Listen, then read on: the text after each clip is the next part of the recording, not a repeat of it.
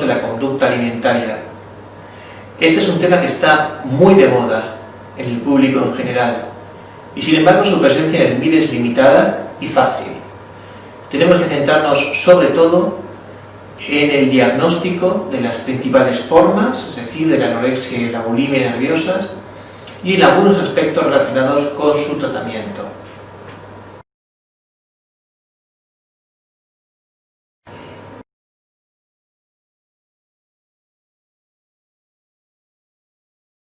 El caso clínico nos presenta un ejemplo muy típico de una bulimia nerviosa. Recordemos que estas enfermedades empiezan siempre igual, por el miedo a engordar. Este miedo a engordar es un miedo patológico, es decir, no depende de una preocupación realista, aunque en ocasiones estos trastornos aparezcan con más frecuencia en aquellas personas que sí que tienen una preocupación real por su aspecto físico por culpa de su profesión o de su ocupación, por ejemplo, modelos, bailarinas, gimnastas. Ahora bien, que nadie se llame engaño, la inmensa mayoría de chicas con un trastorno de alimentación, y digo chicas porque el 95% son mujeres, no son ni modelos, ni bailarinas, ni gimnastas. Esta preocupación patológica no es psicótica, no surge de un delirio, como podría ocurrir cuando un paciente esquizofrénico se negara a comer porque piensa que le están envenenando o que un paciente piensa que hay algún tipo de complot en relación con la comida. Es lo que llamamos una idea sobrevalorada. Es una idea que coge tanta fuerza en la mente de una persona que condiciona su comportamiento, aun cuando en ocasiones la persona sea capaz de reconocer su carácter exagerado.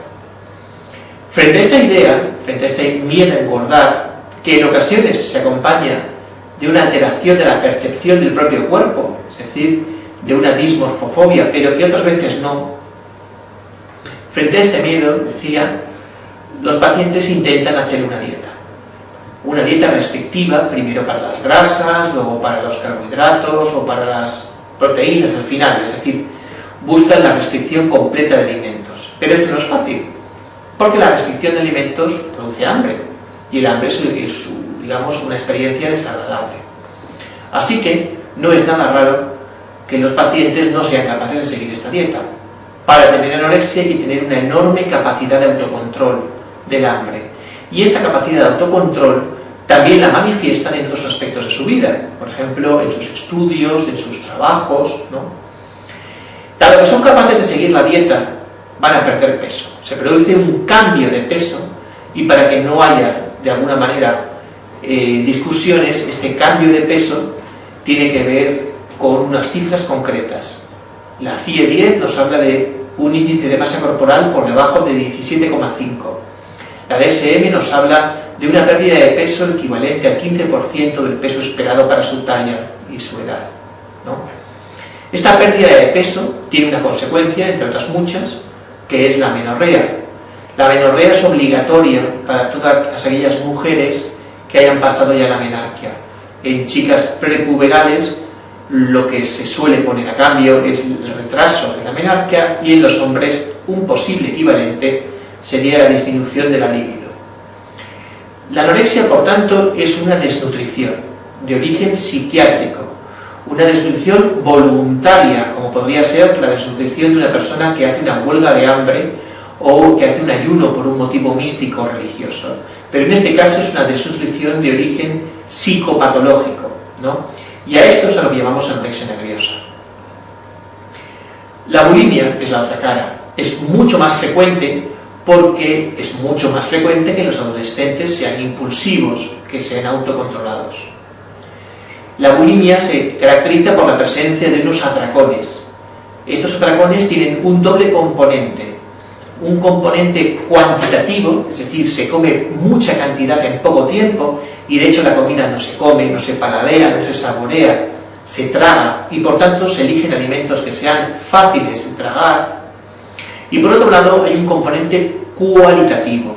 La vivencia del atracón es una vivencia que por un lado aterroriza a la paciente, que va a engordar, y por otro lado le produce una sensación de culpabilidad, porque reconoce que no, de vergüenza, que no es normal comer de esa forma. El atracón debe ser seguido de alguna conducta de compensación más o menos agresiva. Las conductas menos agresivas son el ayuno y el ejercicio, y las más agresivas las purgas, es decir, los laxantes, vómitos y diuréticos. No tiene que estar todas presentes, basta con que esté una de ellas presente, pero es que si no hay una de ellas presente, la persona lo que va a hacer es engordar a toda velocidad. Los atracones tienen que ser compensados dentro de la llamada bulimia nerviosa, que es una enfermedad en la que no se producirá pérdida de peso, no se producirá por tanto amenorrea, ¿no? Y pasará desapercibida, dado que no hay una pérdida llamativa de peso, no hay un cambio llamativo del aspecto corporal, y los atracones y las conductas de compensación se esconden. La bulimia, siendo mucho más frecuente que la anorexia, es una enfermedad oculta. La anorexia es una enfermedad muy difícil de ocultar, dado que el aspecto físico de los pacientes es muy llamativo.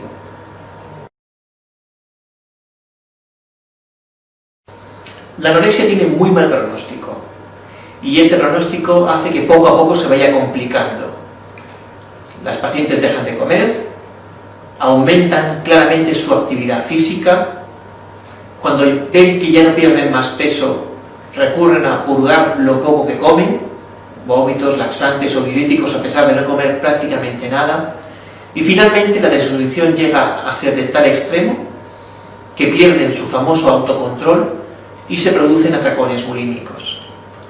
Esta es la forma más grave. Paradójicamente, precisamente por la existencia de atracones bulímicos, puede que la paciente mejore un poco de peso.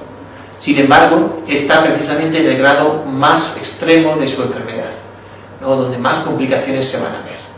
Esta, por desgracia, es la evolución habitual de la mayoría de los casos de anorexia nerviosa.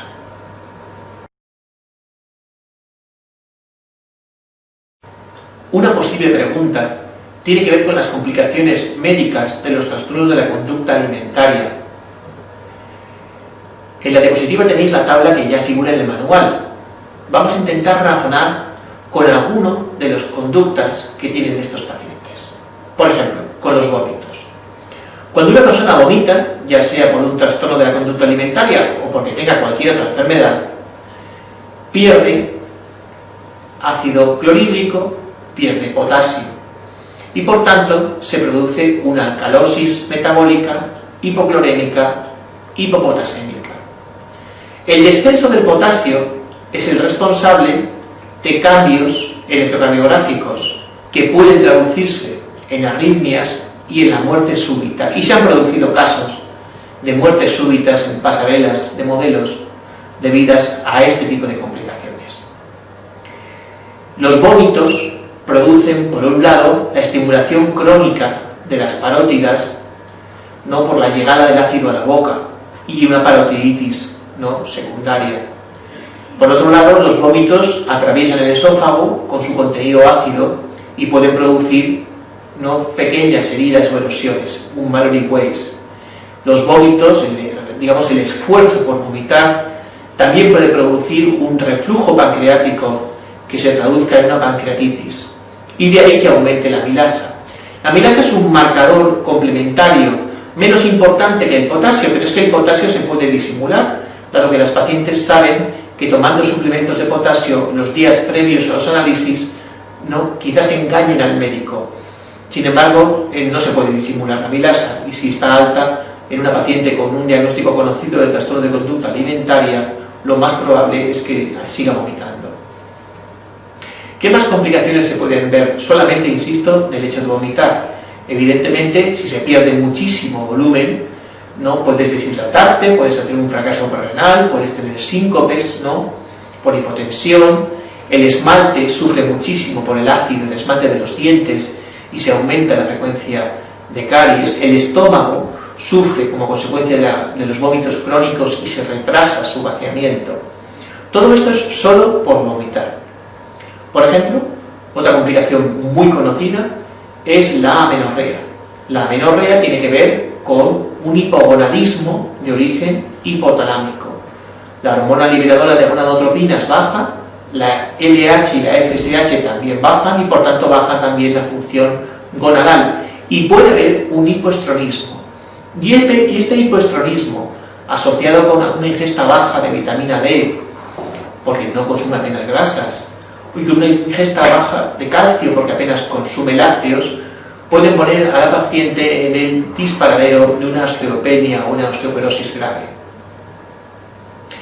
Sigamos con más complicaciones.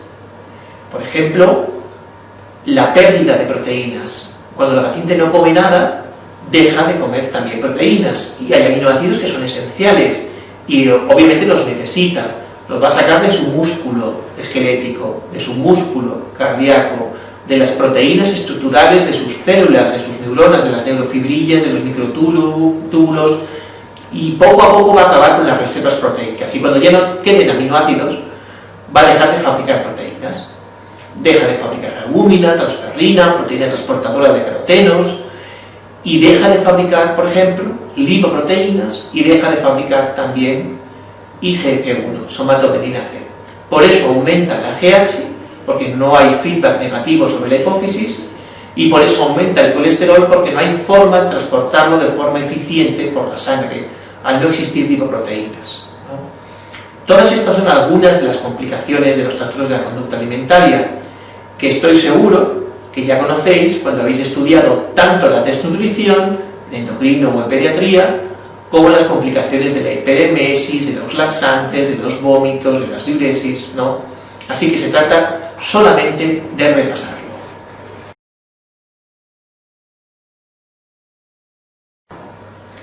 El tratamiento de los trastornos de la conducta alimentaria es fundamentalmente psicológico. Psicoterapias individuales, de familia, de grupo.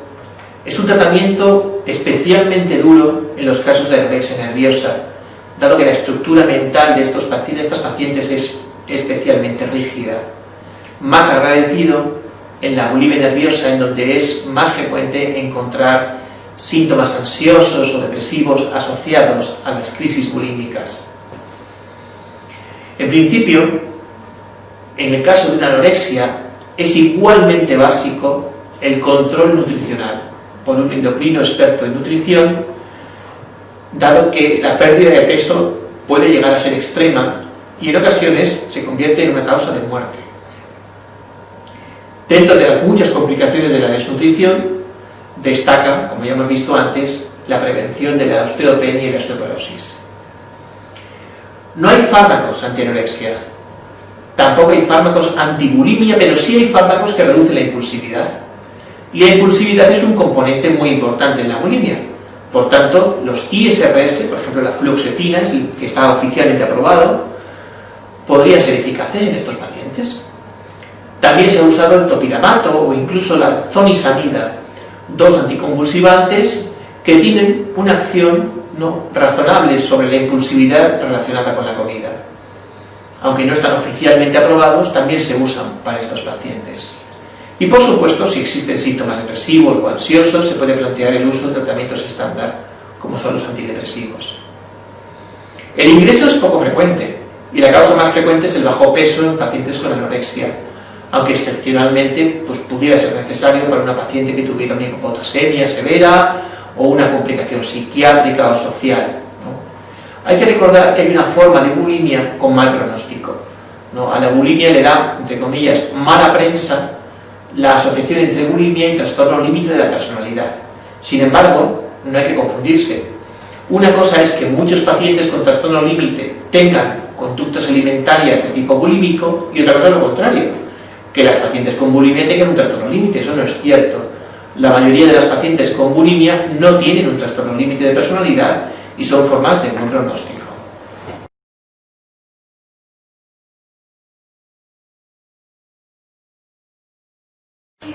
Para terminar el tema de los trastornos de la conducta alimentaria, repasaremos un aspecto controvertido, y es la influencia de los psicofármacos en el peso. Muchos pacientes psiquiátricos tienen problemas de sobrepeso, y muchos de ellos atribuyen el aumento de peso a la medicación que toman. Y es cierto, uno de los grandes efectos secundarios de los psicofármacos es el aumento del apetito y del peso. El mecanismo fundamental por el cual los psicofármacos aumentan el apetito parece ser el efecto antihistamínico. Y la verdad es que hay muchos psicofármacos con acción antihistamínica clara. Pero cada vez los fármacos más modernos carecen de este efecto y, sin embargo, los pacientes siguen quejándose de aumento de peso. Hay que recordar que la hiperfagia, el aumento del apetito, también forma parte con frecuencia de los síntomas de los trastornos ansiosos y depresivos. ¿Qué psicofármacos tienen un efecto razonablemente neutro o incluso positivo sobre el peso? Pues muy pocos. De los antidepresivos, por ejemplo, los ISRS, y no todos, algunos ISRS, podrían tener un efecto neutro. La fluoxetina es probablemente el que más usan los endocrinos para ayudar a los pacientes que quieren perder peso, dado que actualmente no existe ningún fármaco anorexígeno como tal en España, ¿no? El bupropión también es un antidepresivo con un efecto positivo sobre el aumento del apetito. Sin embargo, el bupropión está contraindicado en pacientes con antecedentes de bulimia, dado que las alteraciones hidroelectrolíticas propias de las conductas de compensación, de los vómitos sobre todo, se han asociado con un aumento del riesgo de convulsiones cuando se toma bupropión. La reboxetina, un inhibidor noradrenérgico selectivo, también tiene un papel medianamente neutro sobre el peso. De los anticonvulsivantes ya vimos antes que el topiramato y la zonisamida serían los dos preferidos cuando una persona se queja de aumento de peso asociado a este tipo de fármacos.